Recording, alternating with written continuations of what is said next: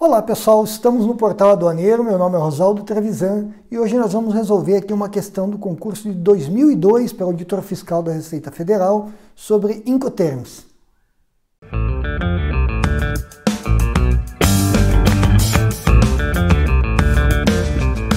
O tema que a gente vai analisar hoje, Incoterms, é um tema bem tranquilo, é um tema que você consegue estudar para concurso em um dia.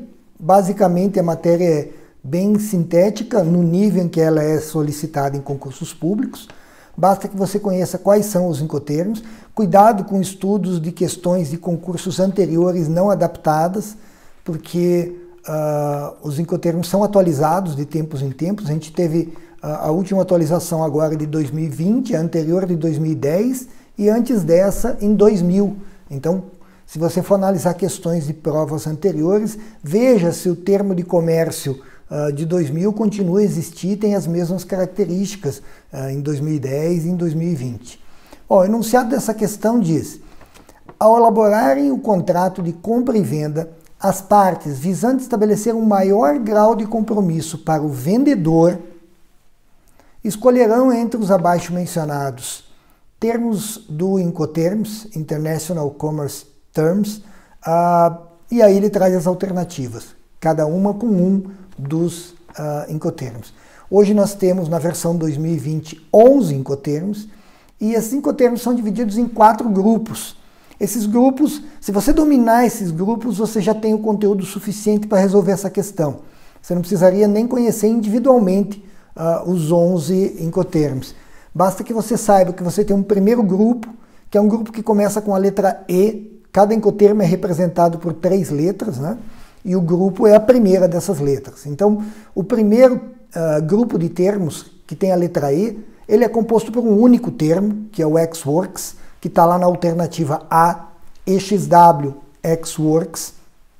Esse Incoterm ex-works é o que representa a menor obrigação para o vendedor. É exatamente o oposto do que pede o enunciado, né? Ele pede o maior compromisso para o vendedor. O ex-works é o menor. É o primeiro grupo, é o grupo de menos trabalho para o vendedor. Ou seja, basta que nesse grupo o vendedor deixe a mercadoria dentro do território nacional dele, para que o comprador, o importador do outro país, o importador do país estrangeiro, tome todas as providências para concretizar essa operação de comércio exterior.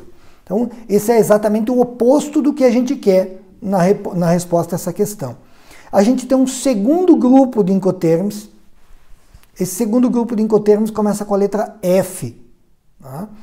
Se você varrer as alternativas, você vai encontrar um único Incoterm com a letra F. Lá na alternativa E, você encontra o Incoterm FOB, Free On Board. Qual é a característica principal dos 3 termos que a gente tem no grupo F, que são o FCA, o FAS e o FOB? Nesses termos aí, o exportador ou o vendedor tem uma responsabilidade um pouquinho maior. Tá? Ele precisa deixar a mercadoria ou em um lugar determinado, é o FCA, ou ao longo do costado do navio, é o FAS, ou carregada a bordo do navio, que é o FOB, Free On Board, da alternativa E. Mas acaba aí a responsabilidade dele. Ele não paga o transporte internacional e não assume os riscos do transporte internacional. Então não tem tanta responsabilidade. Eu não posso dizer que é o maior grau de compromisso pelo vendedor nos Incoterms do grupo F. Então incorreta também a alternativa E. Já temos 2 erradas, a A e a E. Qual é o terceiro grupo de Incoterms composto por 4 Incoterms? 2 deles que valem para qualquer via de transporte e 2 deles exclusivos para o meio aquaviário. Né? Os aquaviários são o CFR e o CIF, e para qualquer meio o CPT e o CIP.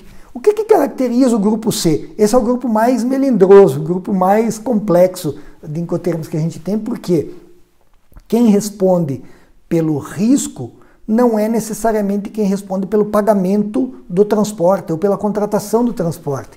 Então, nos Incoterms do grupo C, o vendedor se responsabiliza inclusive pelo transporte. Então, eu já tenho mais responsabilidade para o vendedor. Está crescendo a responsabilidade para o vendedor, né? O vendedor tem que colocar a mercadoria lá no país de destino. e contratar o transporte.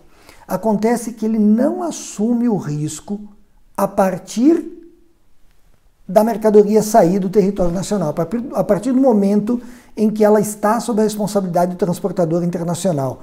Por isso que ele é melindroso, porque eu tenho uma diferença entre responsabilidade por riscos e responsabilidade por custos, por contratação do transporte. Então, no grupo C, o vendedor é responsável pela contratação, pelo pagamento do transporte, mas não necessariamente pelo risco durante o transcurso do transporte dessa mercadoria para o estrangeiro. Tem mais responsabilidade para o vendedor? Tem.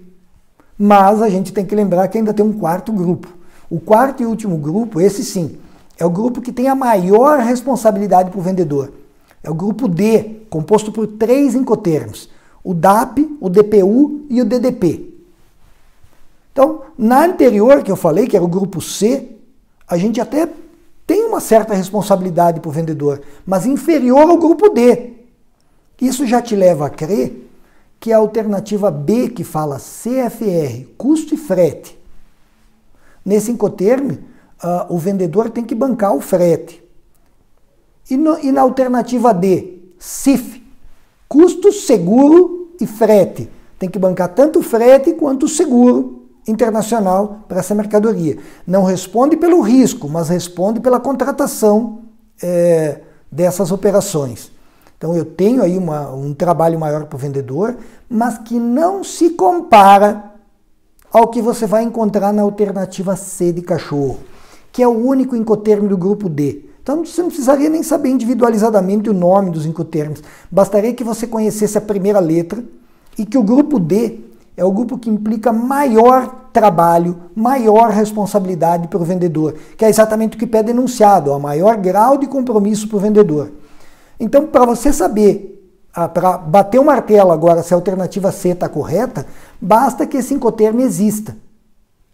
Então vamos lá, existe o incoterm DDP, Delivery Duty Paid. Existe esse incoterm? Sim, existe esse incoterm. E ele é realmente o que dá maior trabalho para o vendedor. Por quê? Porque o vendedor tem que colocar a mercadoria lá no país de destino. Os incoterms do grupo D todos pedem que o vendedor coloque a mercadoria no país de destino.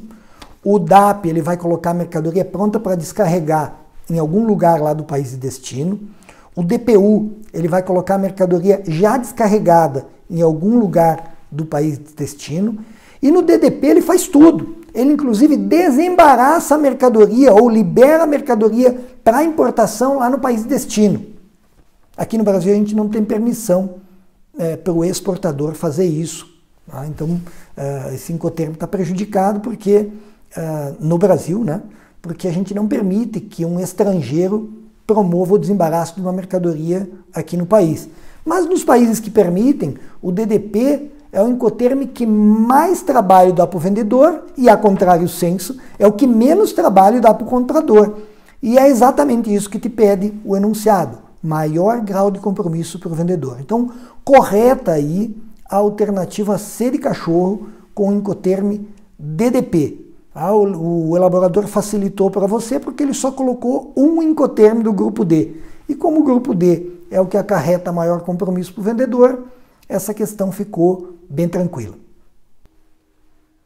Se você gostou da resolução dessa questão ou gostaria de ver alguma questão sobre comércio internacional, legislação aduaneira resolvida aqui no Portal Aduaneiro, deixe aí seu comentário, inscreva-se no canal Portal Aduaneiro, ative a sinetinha para receber notificações sobre novos vídeos e siga também a gente nas redes sociais, Facebook e Instagram, onde você encontra postagens diárias.